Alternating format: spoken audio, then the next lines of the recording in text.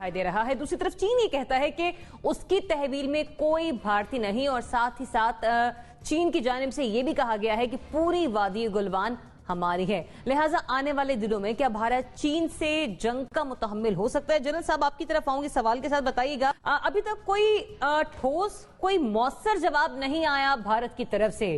क्या इरादे जो हैं वो उसके जंग के हो सकते हैं चीन के साथ? मेरा ख्याल है कि कोई जंग का इरादा नहीं है। भारत मगरबी दुनिया से मोस्ट प्रॉब्ली कुछ पॉलिटिकल सपोर्ट वगैरह मांग रहा है और वो शायद हो सकता है कुछ मिलिट्री सपोर्ट वगैरह भी दें, लेकिन अगर जंग होती है तो उसका सारा नुकसान तो भारत को उठाना होगा। उनके बॉर्डर्स, उनकी सरहदें मिलती हैं, लिहाजा भारत ये मुतामिल नहीं कि वो जंग लड़े। कश्मीर इनका चाइना का और भारत का मिलिट्री पावर का, इकोनॉमी का, जितने भी आप कह लीजिए कि कंपोनेंट्स हैं नेशनल पावर के, उनका बहुत फर्क है और चाइना बहुत आगे है, तो लिहाजा ये जरूरत नहीं करेंगे। और मेरा अपना ख्याल है कि जो चाइना ने जिस इलाके को ले लिया, बस ले लिया क्योंकि मोदी ने कहना शुरू कर दिया है कि हमारे किसी इलाके में किसी ने कोई कब्जा नहीं किया, ना हमारी कोई चेक पोस्ट उठाई है, तो वो इस तरह की दोगली बातें उसने करना शुरू कर दी है, जिससे लगता है कि वो जो आज सिचुएशन है उसको कबूल करने के लिए ज़हनी तौर पर तैयार है। एक वक्त में वो बड़ा ओवर कॉन्फिडेंट था, लिहाजा हर कदम वो यूनिलैटरली ले रहा था। अब मेरा ख्याल है वो ठटक गया है और मेरा नहीं ख्याल कि वो कोई जंग लड़ने के मूड में है। अगर कोई बड़ी तनकीद हुई, बड़ा कोई शोर शराबा हुआ, तो हो सकता है कि पाकिस्तान के साथ महाज खोलने की कोशिश करे, जिससे कि अपने लोगों को मुतमईन करे। उसके अलावा मेरा नहीं ख्याल कि वो चाइना से कोई जंग करे। एनबीसी अफोर्डेबल है भारत के लिए कि वो चाइना के साथ जंग करे, कोई छेड़छाड़ करे इस तरह की? मेरा ख्याल कतई नहीं है, लेकिन मोदी ने कल और परसों 2 दिनों में जो अपनी सिफारती सरगर्मियाँ की है वो बहुत इम्पोर्टेंट हैं। सबसे इम्पोर्टेंट बात यह कि उसने एपीसी बुलाई है ऑनलाइन जूम के ऊपर, जिसमें सोनिया गांधी पर वहाँ जो बौछार हुई है गालियों की, वो अगर आप सुन लेते टीवी पर तो आपको मजा आया था कि लाइव ब्रॉडकास्टिंग क्या होती है। और फिर वहाँ मोदी हाथ जोड़ के बैठते, उन्होंने बताया था कि हमारे 20 शहीद हो गए, 20 जवानों ने पहले कुर्बानी दी और फिर चीनियों को मारा। क्योंकि मोदी घबरा गए बुनियादी तौर पर, क्योंकि चीनियों ने उठा के भारतीय फौजियों को वादी गोलान से दरिया में फेंका है, जिसका टेम्परेचर -8 था और वो वहां मरे हैं। 2 कर्नल,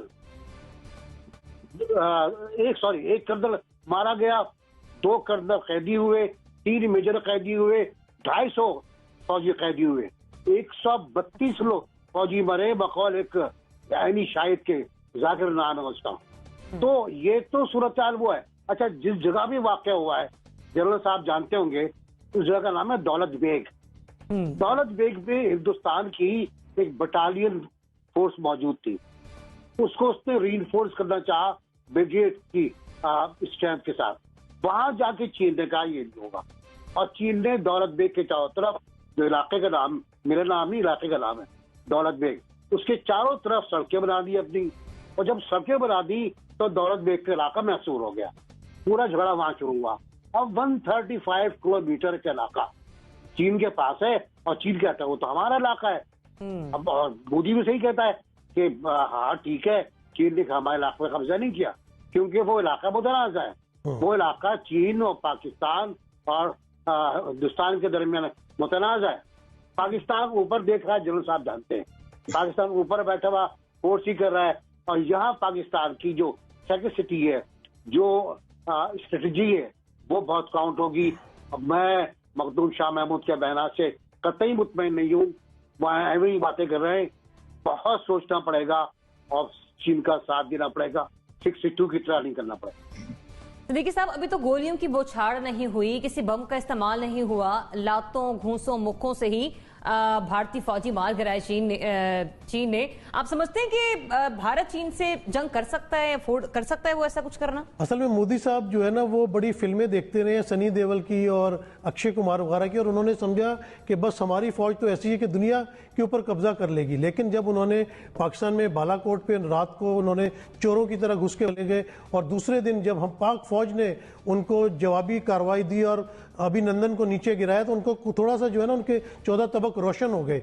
उसके बाद अभी आप चीन में मजे की बात देखें कि अभी तो चीन ने अपनी कोई जो वॉर स्ट्रेटजी है वो यूज ही नहीं की। उन्होंने तो बिल्कुल समझा कि जैसे गली के कोई गुंडे बदमाश नहीं आ जाते, उन्होंने उनकी फेंटी लगाई है सिर्फ ठुड्डे और मुक्कों के साथ। वो व्हाट्सएप पे चल रहा था ना कि वो भारतीय फौजी कहते हैं कि एक ही शक्ल के 10-10 लोग आते हैं और मार के चले जाते हैं। तो उनको तो अभी यही नहीं समझ आया। और बिल्कुल जनरल साहब ने जिस तरह कहा था, कोई कंपैरिजन नहीं है भारत और चाइना के पास, जो उनके पास जंगी जहाज है, जिस तादाद में फौज है। अगर भारत के पास जो 12-13 लाख फौज है, अगर वो उनको वहां से निकाल के चाइना के सरहद पे ले जाती लड़ने के लिए, तो फिर ये कश्मीर और फिर पाकिस्तान के बॉर्डर पे क्या करेंगे। तो उनको एक खतरा ये भी है कि यहाँ से वो अपनी फौज हटा नहीं सकते। तो बिल्कुल चाइना के साथ भारत की ना कैपेसिटी है ना वो हिम्मत कर सकते। और इस वक्त मोदी को बहुत ज्यादा तनकीद का निशाना है। और आपने देखा कि जनरल बख्शी का एक मैं बयान देख रहा था टीवी के ऊपर, वो तो बिल्कुल पागल हुए थे कि इस वक्त जो है वो आप कर क्या रहे हैं, ये आप जो इतना बजट लेते हैं दिफा के लिए, और पाकिस्तान की इस वक्त जो स्ट्रेटेजी है, मुझे तो इस वक्त जो DG ISP आ रहे हैं अपने पुराने वाले आसिफ गफूर साहब, वो याद आ रहे हैं। अगर वो इस वक्त मौजूद होते तो वो फॉरेन मिनिस्टर से बहुत ज़्यादा बेहतर बयान इस वक्त दागते और भारत को जो है ना थोड़ा सा लफ्ज़ों से भी सबक सिखाया जा सकता था। तो भारत की बिल्कुल हिम्मत ही नहीं है इस वक्त कि वो चाइना के साथ लड़े, और चाइना ने कब्जा कर लिया है, चाइना वहां पहुंच चुका है। अब ये सिर्फ आए बाएं शाएं मोदी अपनी खिफ्त मिटाने के लिए जो है वो बयानात दे रहा है, बातें कर रहा है। अदरवाइज भारत जो है वो टोटली चाइना के सामने लेट गया है। और उधर से उसको नेपाल की तरफ से भी अब थ्रेट आनी शुरू हो गई है। तो सारे हमसाये इस वक्त यकजा हो गए हुए हैं और इंडिया को जो है ना वो इंशाल्लाह नानी याद कराएंगे। वेरी गुड पॉइंट मुना। जहां पर नेपाल जैसा मुल्क भारत को थ्रेटन कर रहा है, वहां पर आप समझते हैं कि भारत ये करेगा ऐसा कुछ भी, जंग की तरफ जाने का सोचेगा अभी चीन से? सवाल ही पैदा नहीं होता। बिल्कुल मैं सबसे मुत्तफिक हूँ, कोई शक नहीं इसमें। भारत तो इस वक्त जिस तरह से अपनी फेस सेविंग कर रहा है, और अभी इंडियन फिल्मों की बात हुई तो मैं बड़ा रेलेवेंटली यहाँ बताना चाहती हूँ कि एक बहुत मायानाज इंडियन फिल्म थी, आपको सबने हम सबने देखी होगी, 3 इडियट्स। उसका जो लास्ट सीन शूट हुआ था गलवान वैली में, अब वो इस वक्त एज वी स्पीक चीन के कब्जे में है और चीन ने उसको ऑक्यूपाई कर लिया है। और ये पहले क्लेम टेरिटरी की थी भारत ने। खैर बात ये बताना बड़ा जरूरी है। तो अब एक तरह से सरेंडर ही है, क्योंकि अब मोदी तो ये कह रहे हैं, नरेंद्र मोदी तो अपनी फेस सेविंग के लिए जब उन्होंने कह दिया है कि हमारी कोई टेरिटरी चाइना ने ऑक्यूपाई नहीं की, मतलब जो क्लेम की हुई टेरिटरी थी, क्योंकि वो तमाम एरिया वैसे तो है तो डिस्प्यूटेड।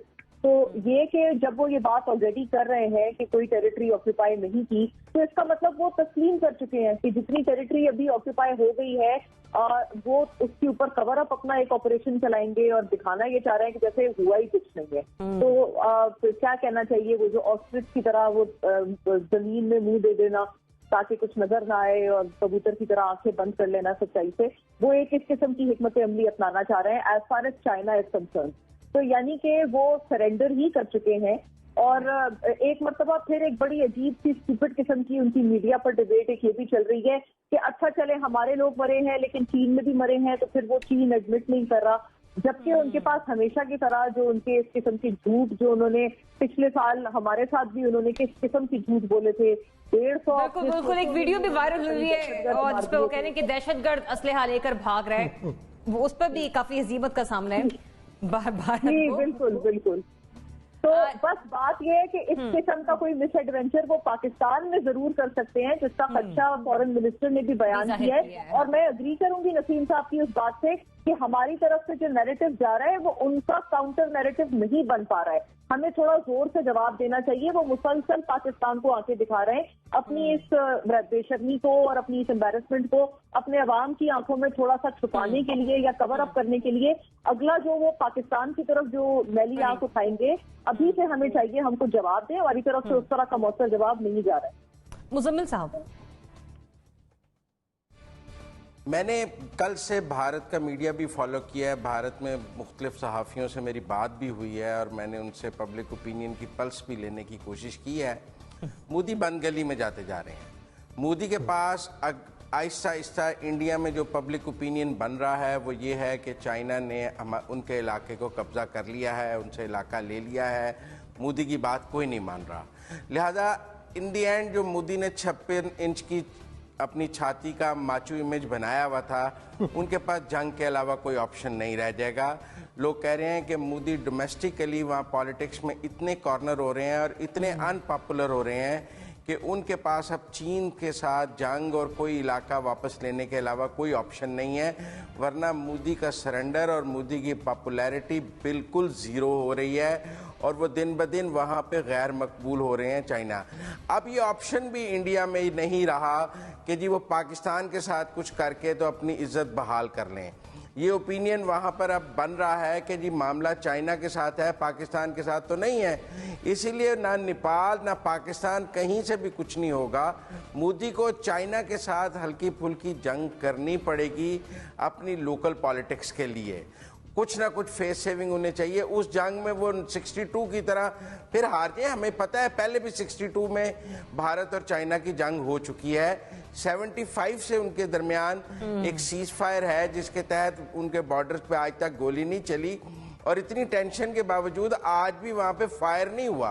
ना चाइना ने फायर किया ना इंडिया ने फायर किया है। 75 के नो फायर को वो अभी तक बरकरार रख रहे हैं। लेकिन मुझे लगता है कि अगले 1 माह में चाइना इंडिया टेंशन इतनी बढ़ जाएगी कि मोदी दिन ब दिन बंद गली में जाते जाएंगे। ठीक है, मेरे पास अगले सेगमेंट के लिए इंतहाई मुख्तसर सा वक्त से गुजारिश है कि एक लाइन में अपना जवाब मुझे दे दीजिए, क्योंकि सूरत हाल हम ये देख रहे हैं कि कोरोना की हर दवाई और हर तिब्बी सामान महंगा हुआ।